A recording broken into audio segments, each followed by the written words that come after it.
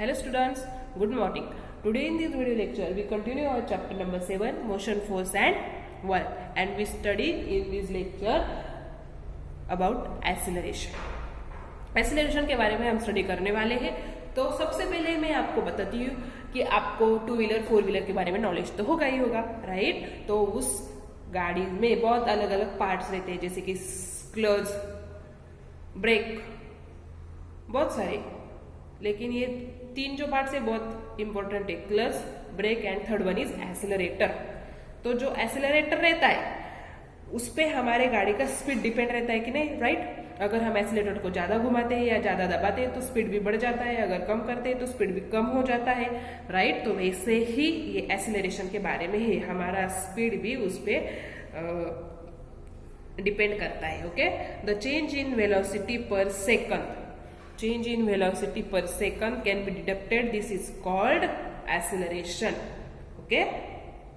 तो हम अपने बचपन में या आपके भाई बहन के पास अब टॉय कार रहती है, राइट. हम उस पे उसको स्पीड, रिमोट कंट्रोल की कार रहती है या उसको पीछे से दो स्प्रिंग रहती है, उसको हम खींचते हैं और छोड़ देते हैं, या रिमोट कंट्रोल से उसका स्पीड कम ज्यादा कर सकते हैं, राइट. तो उस पे एक्सेलरेटर रहता है. अगर हमने उसको खींचा और छोड़ दिया तो वो चलती है, बहुत ज्यादा दौड़ती है. लेकिन अगर उसके सामने कुछ ऑब्स्टेकल्स आए तो वो उस पे धड़क से लग जाती है और उसका डायरेक्शन भी चेंज करती है, राइट. और अगर वो वॉल से कोलाइड हो जाती है तो वहां पे ही स्टॉप हो जाती है, अगर उसका स्पीड एक्सेलरेशन अगर कम होता है तो, राइट. वो डायरेक्शन भी चेंज करती है, डायरेक्शन चेंज होने के साथ साथ उसकी वेलोसिटी भी चेंज हो जाती है, राइट. तो ये था first example. Second example is, आपने फुटबॉल मैच तो आप देखते होंगे या कोई भी देखता है आपके घर में, तो आप देखते हैं वहां पे टू टीम्स रहती है. जो एक टीम से वो दूसरी तरफ बॉल और दूसरी टीम मतलब अपोजिट डायरेक्शन में उनको बॉल को किक करना रहता है, उसके गोल्स जो है वो अपोजिट डायरेक्शन में रहते हैं. तो अगर एक प्लेयर उसका फुटबॉल एक साइड पे अगर किक करता है और दूसरा प्लेयर अगर उसको स्टॉप करके दूसरी साइड पर अगर अपोजिट डायरेक्शन में किक कर देता है तो उस बॉल की वेलोसिटी भी चेंज हो जाती है and direction also change. Velocity भी चेंज होती है एंड डायरेक्शन भी चेंज होती है. तो वहां पे एक्सेलरेशन काम करता है. Okay. The interaction that brings about the acceleration is called force. क्या बोलते हैं उसको? फोर्स. और हम फोर्स किसी बॉडी पर ही अप्लाई कर सकते हैं. Force acts on a body. हम किसी बॉडी पर ही उसको अप्लाई कर सकते हैं. अब यहाँ पे आप देख रहे होंगे एक्सेलरेशन का फॉर्मूला मैंने लिखा है. क्या है? Change in velocity divided by time taken for change. क्या है? Change in velocity divided by time taken for change. जो वेलोसिटी मैंने बताया है, डायरेक्शन अगर चेंज होती है तो वेलोसिटी ऑल्सो चेंज. तो वो चेंज इन वेलोसिटी आपको ऊपर लिखना है, नीचे है. उस चेंज होने के लिए कितना टाइम लगता है, उसका जो टाइम है वो आपको लिखना है. तो ये है एक्सेलरेशन का फॉर्मूला. एंड नीचे आप देख रहे होंगे यूनिट. हमने कल के लेक्चर में स्पीड एंड वेलोसिटी का यूनिट के बारे में स्टडी किया था. अब इस लेक्चर में आपको एक्सेलरेशन का यूनिट बताती हूँ. कल के लेक्चर में देखा था वो क्या था, उसका यूनिट स्पीड का एंड वेलोसिटी का मीटर पर सेकेंड. अब एक्सेलरेशन का यूनिट है मीटर पर सेकेंड स्क्वायर. क्या है? मीटर पर सेकेंड स्क्वायर, राइट. ये था एक्सेलरेशन के बारे में. अब मैंने फोर्स वर्ड का यूज यहाँ पे किया है, तो हम फोर्स के बारे में थोड़ा स्टडी करते हैं. ओके. अब आपको क्या करना है, एक ग्लास मार्बल, मालूम है ना, ग्लास की मार्बल रहती जो उसको मराठी में बोलते गोटिया. जो गोटे गोटे खेलते थे बचपन में उनको पता होगा. एंड आपको टेबल लेना है, table top, smooth table top आपको लेना है एंड उस ग्लास मार्बल को उसके ऊपर रोल करना है. Okay. After some time its velocity will decrease and it will stop. वो गोल गोल रहती है मार्बल, इसलिए उसको आपने रोल किया तो वो घूम जाएगी. और कुछ देर के बाद उसकी वेलोसिटी अगर कम होती, उसकी वेलोसिटी कम तो होती ही होती है. कौन सी भी चीज की वेलोसिटी एक टाइम के बाद कम हो जाती है. अगर आप फुटबॉल को किक करते तो उसकी वेलोसिटी एक टाइम पे कम हो जाएगी एंड वो स्टॉप हो जाएगा. वैसे ही ग्लास मार्बल की वेलोसिटी एक टाइम पे कम हो जाएगी एंड वो रोल करते करते समय स्टॉप हो जाएगी. वैसे सेकंड एग्जांपल है कैरम बोर्ड. आप खेलते हैं ना, तो कैरम बोर्ड पे हम टाल्कम पाउडर डालते हैं, राइट. तो उसकी वजह से जो उसके ऊपर का जो स्ट्राइकर है और उसके जो कैरम बोर्ड के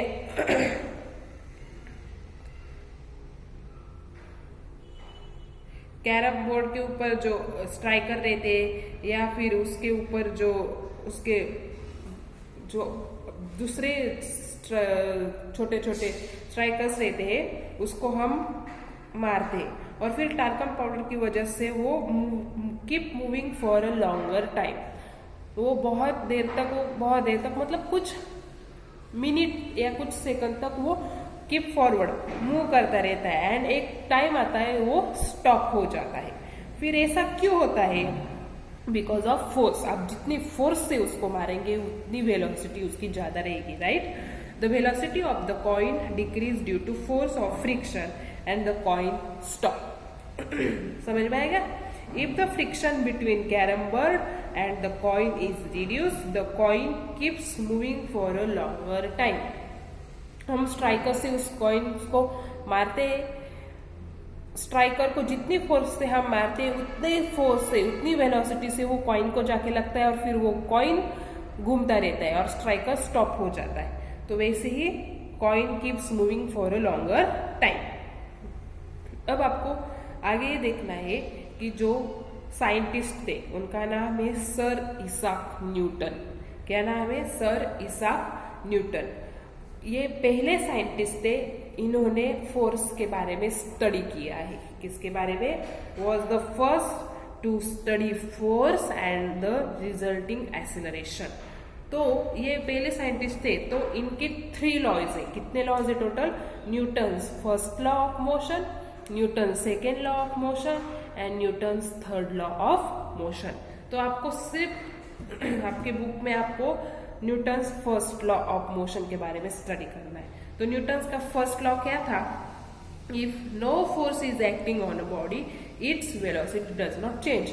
अगर आपके सामने एक कौन सा भी फुटबॉल अगर रखा है और उसको कोई भी फोर्स उसके ऊपर नहीं करता है, कोई भी उसको किक नहीं करता है, कोई हाथ नहीं लगाता है, तो वो फुटबॉल एक जगह से दूसरी जगह जा सकता है? नहीं जा सकता। फुटबॉल ही क्या है? ऐसी कौन सी भी चीज है जिसको अगर आप हाथ नहीं लगाएंगे, उसके ऊपर फोर्स अप्लाई नहीं करेंगे, तो वो एक जगह से दूसरी जगह पर जा ही नहीं सकती। तो वही आपको बताया, देखो, if no force acting on a body its velocity does not change, that is the body does not accelerate. Okay, velocity change नहीं होगी तो एक्सिलरेट भी नहीं होगी। In other words, second words में क्या दिया है? If a body is a stationary it will remain stationary. Stationary मतलब एक ही जगह पे रहना, स्टेशनरी है, हिलती नहीं है। अगर कौन सी भी बॉडी स्टेशनरी है तो वो स्टेशनरी ही रहेगी।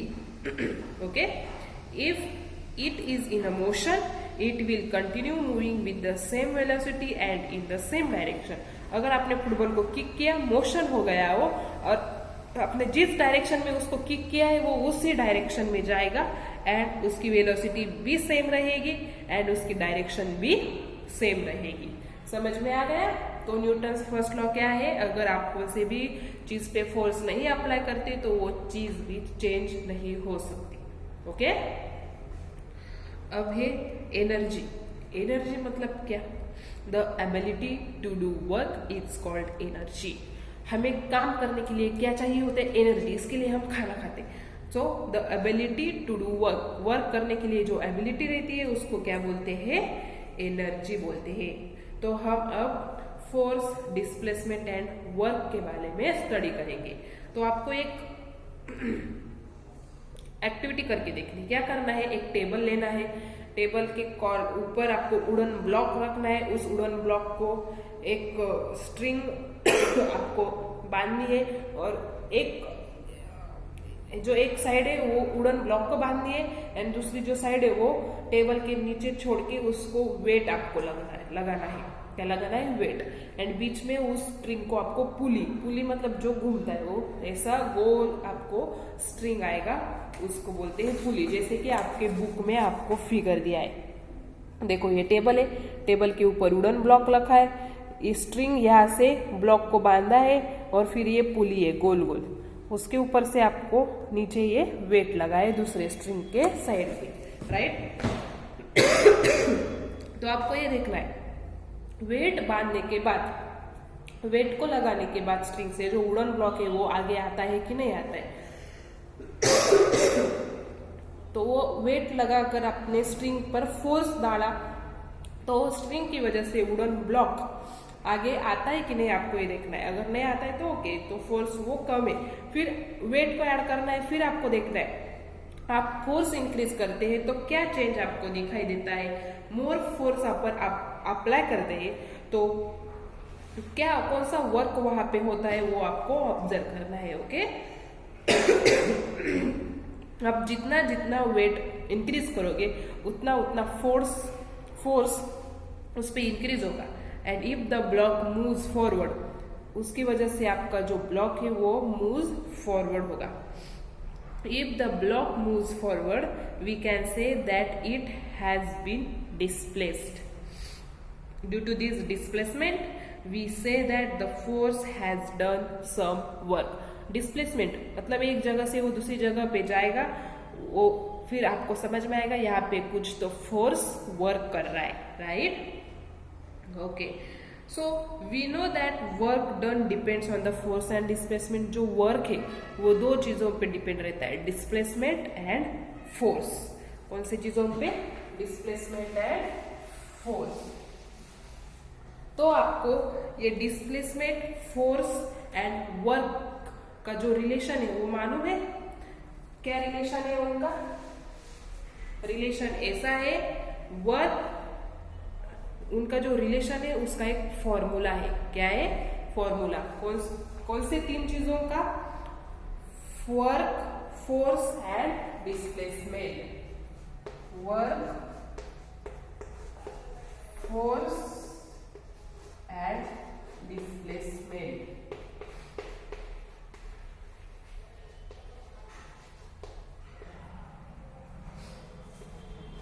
ये तीनों का रिलेशन का एक फॉर्मूला आपको दिया है। क्या फॉर्मूला है? जो वर्क है वो वर्क किससे डिनोट करते हैं? W से डिनोट करते हैं।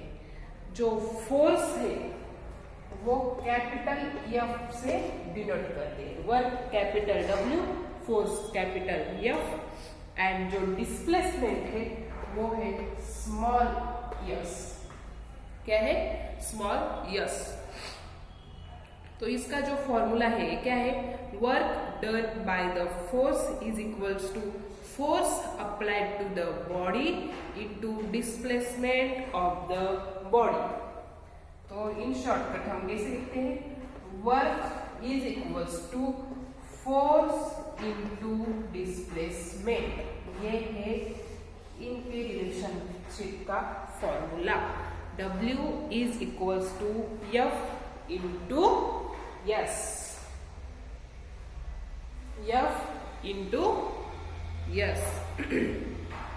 इन SI यूनिट, वर्क का जो यूनिट है वो क्या है? वर्क का जो यूनिट क्या है? जूल।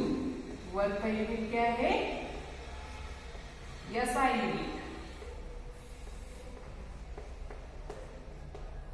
वर्क का यूनिट क्या है? जूल। फोर्स का यूनिट है न्यूटन। न्यूटन क्यों? इसाक न्यूटन ने फोर्स के बारे में स्टडी किया था ना, तो याद रखो Newton is the unit of the force. And displacement का यूनिट है मीटर। क्या है डिस्प्लेसमेंट का यूनिट? मीटर। तो जैसे हमने इसको सिंबल दिया था, वर्क का W, फोर्स का F, डिस्प्लेसमेंट का S, तो वैसे ही इनके यूनिट को भी सिंबल से, जैसे कि जूल का है J, कैपिटल J, न्यूटन का है कैपिटल N, एंड मीटर का है स्मॉल m। मीटर का क्या है? Small m। तो ये था फोर्स, वर्क एंड डिस्प्लेसमेंट के बारे में रिलेशनशिप एंड उसका फॉर्मूला। तो हमने आज एक्सेलरेशन का स्टडी किया, फोर्स का स्टडी किया, उसमें न्यूटन्स फर्स्ट लॉ भी आपको मैंने बताया। And Newton's first law of motion is a very important part, तो आपको उसको याद ही रखना है, आपको वो बहुत इंपॉर्टेंट है, राइट। एंड लास्ट में हमने फोर्स, डिस्प्लेसमेंट एंड वर्क के बारे में भी स्टडी किया। तो आपका ये चैप्टर यहाँ पे खत्म हो जाता है। In the next video lecture we continue, मतलब we start our chapter number 8, static electricity. Okay, bye.